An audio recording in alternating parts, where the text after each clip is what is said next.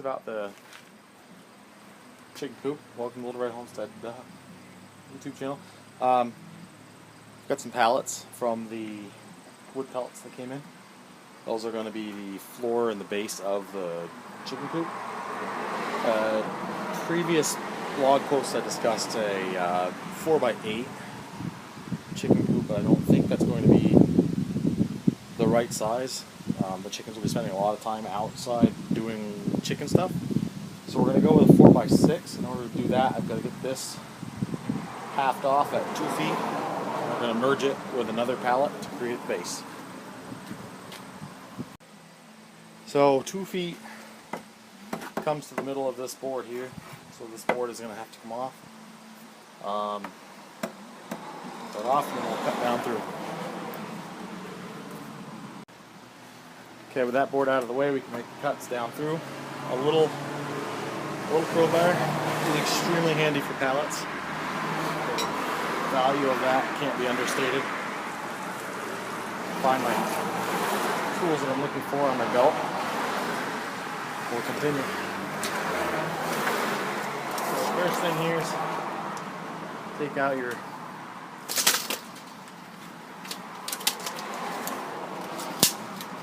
First thing is always to take out your coordination. You'll probably have that on every job you try. And you're going to want to do a mark on all 3 strings. That way all of your cuts are consistent.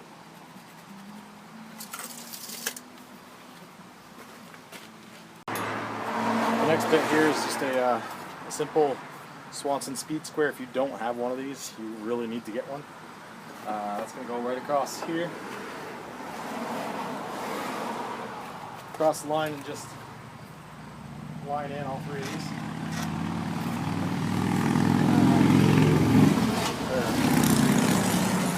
Second and third strings are going to be a little iffy because of the stringers on them.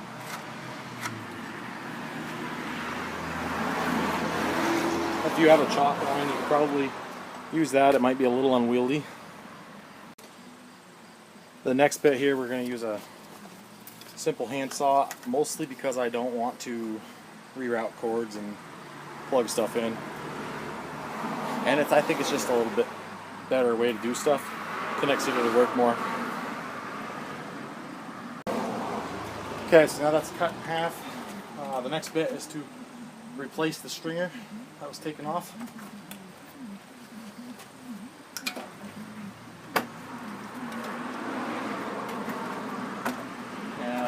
With anything on a pallet project, there's always nails to pull. Key thing if you're working in the driveway is watch where these go, because, see? That's the fastest way to get a new tire.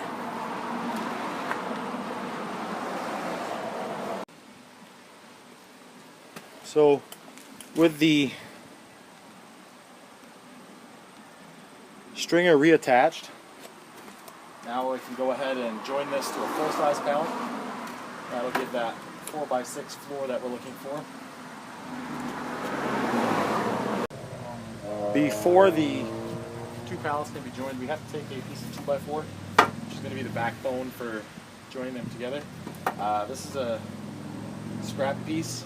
We're pretty fortunate to have a home builder nearby that offers their scrap for the public. It's really, really a nice perk. So all I'm going to do is take this odd-shaped piece, make it something that I can divide in half. And we're going to cut it in half, and it's going to be the spine to join the 2 pallets. So what we've got here, if you notice, that 2x4 is incredibly rough cut, so it's a little bit wider than the pallet. I'm going to notch out for the stringer, and that way it'll fit in nicely. So perhaps you can see it here. What I've done is notch the board, and now I'm just using the hammer and the crowbar to kind of convince that wood it wants to come out. And I apologize if it's extremely loud pounding noises. And as it flakes out, you're going to see that notch start to emerge.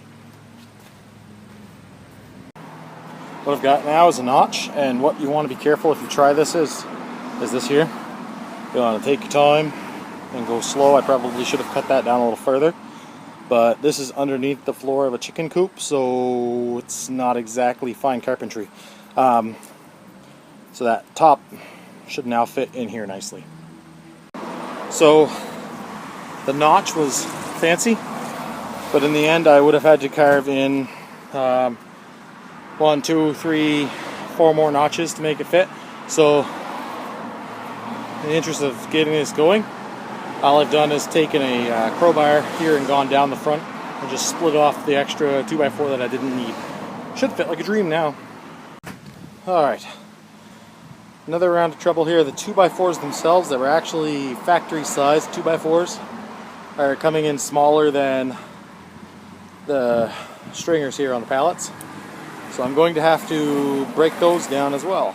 I got the first one in, and you see I'm just tying it in with 3 to 4 nails on either side of the joint, and that should hold it nice and tight.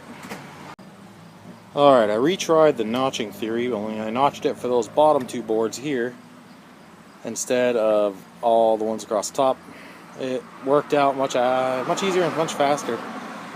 So now just to nail that in, notch the top piece there, and we should be good to go. Okay, we now have the 2 pallets merged together, and once I figured out the most appropriate way to notch the boards, it went fairly smoothly. Again, I've got the 3 nails here, and that keeps everything from bending and flexing too badly. Now it's time to get some walls on this thing. So with any pallet project that we're doing, it becomes essential to get more lumber to take some of these apart.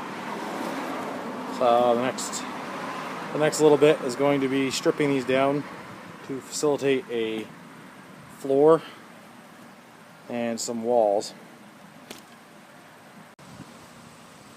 Alright, about half an hour later now, and we've got this broad assortment of all kinds of random things, some with nails, some without nails.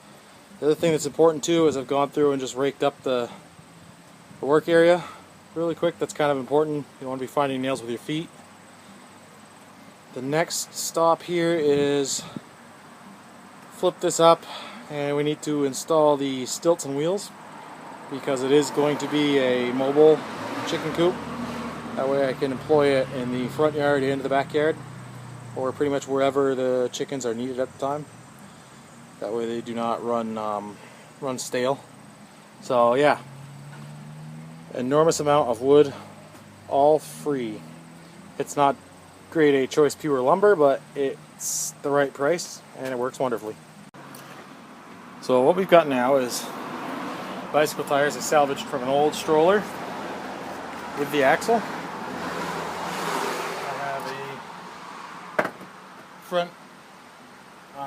Front leg for the coop, a back leg for the coop, rather front leg, back leg.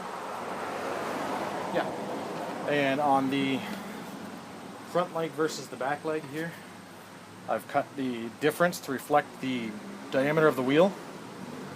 And here you see the hub hole that I'm going to put in for the wheel. How's that? So the coop will sit level even though the wheels are on the ground, and eventually this will have a tongue that reaches out, hooks onto the tractor, and we'll be able to pull this thing from the front yard to the back yard. So now we're going to get these onto the base of the coop, and away we go.